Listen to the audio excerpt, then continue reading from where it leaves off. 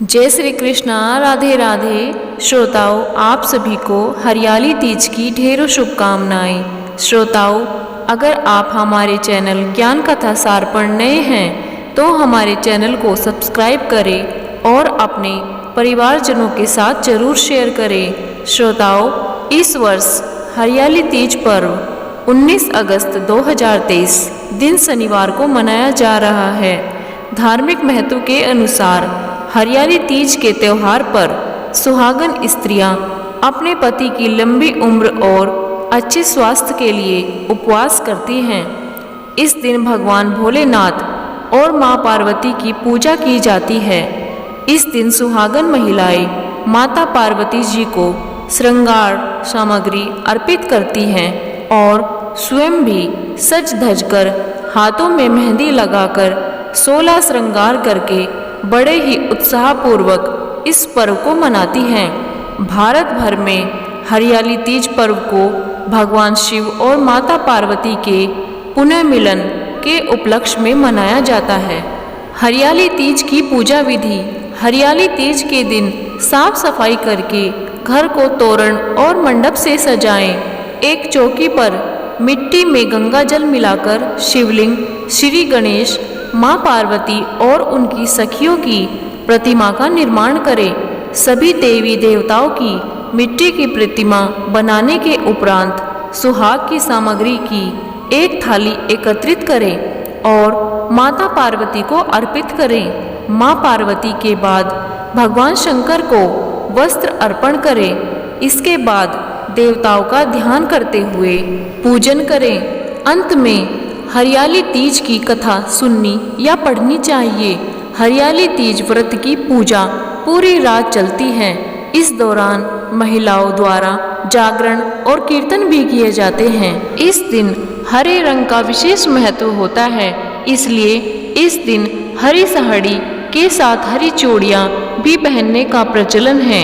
हरा रंग शिव को प्रिय है, इससे सौभाग्य का प्रतीक माना जाता है। इससे परिवार में खुशहाली आती है। हरियाली तीज का व्रत करने से महिलाओं को अखंड सौभाग्य की प्राप्ति होती है। इस पर्व को नाग पंचमी से 2 तिथि पूर्व मनाया जाता है। हरियाली तीज के दिन महिलाएं व्रत रखती हैं और माता पार्वती के साथ गणेश जी और भगवान शिव की पूजा करती हैं। हरियाली तीज व्रत कथा। हरियाली तीज व्रत कथा के अनुसार माता गौरी ने पार्वती के रूप में हिमालय के घर पुनर्जन्म लिया था। माता पार्वती बचपन से ही शिव को वर के रूप में पाना चाहती थी। इसके लिए उन्होंने कठोर तप किया। एक दिन नारद जी पहुँचे और हिमालय से कहा कि पार्वती के तप से प्रसन्न होकर भगवान विष्णु उनसे विवाह करना चाहते हैं। यह सुन हिमालय बहुत ही प्रसन्न हो गए। दूसरी और नारद मुनि विष्णु जी के पास पहुंच गए और कहा कि हिमालय ने अपनी पुत्री पार्वती का विवाह आपसे कराने का निश्चय किया है। इस पर विष्णु जी ने भी सहमति दे दी।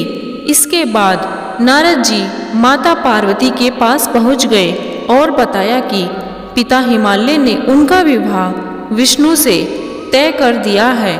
यह सुन पार्वती बहुत ही निराश हुई और पिता से नजरें बचाकर सखियों के साथ एकांत स्थान पर चली गई।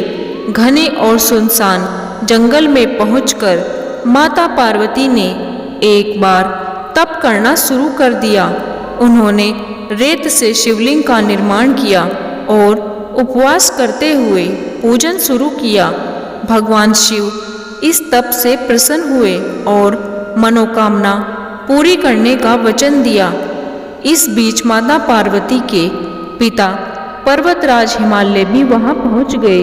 वह सत्य बात जानकर माता पार्वती की शादी भगवान शिव से कराने के लिए राजी हो गए। शिव इस कथा में बताते हैं कि बाद में विधि विधान के साथ उनका विवाह पार्वती के साथ हुआ।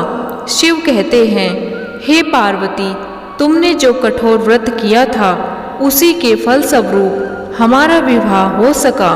इस व्रत को निष्ठा से करने वाली स्त्री को मैं मनोवांछित फल देता हूँ। तो इस प्रकार पार्वती जी की कठोर तपस्या के बाद भगवान शिव और पार्वती का विवाह संपन्न हुआ। जय श्री कृष्णा। राधे राधे। श्रोताओं, अगर आपको ज्ञान कथा सार की ये कथा पसंद आई है तो हमारे चैनल को सब्सक्राइब करें और अपने परिवारजनों के साथ जरूर शेयर करें।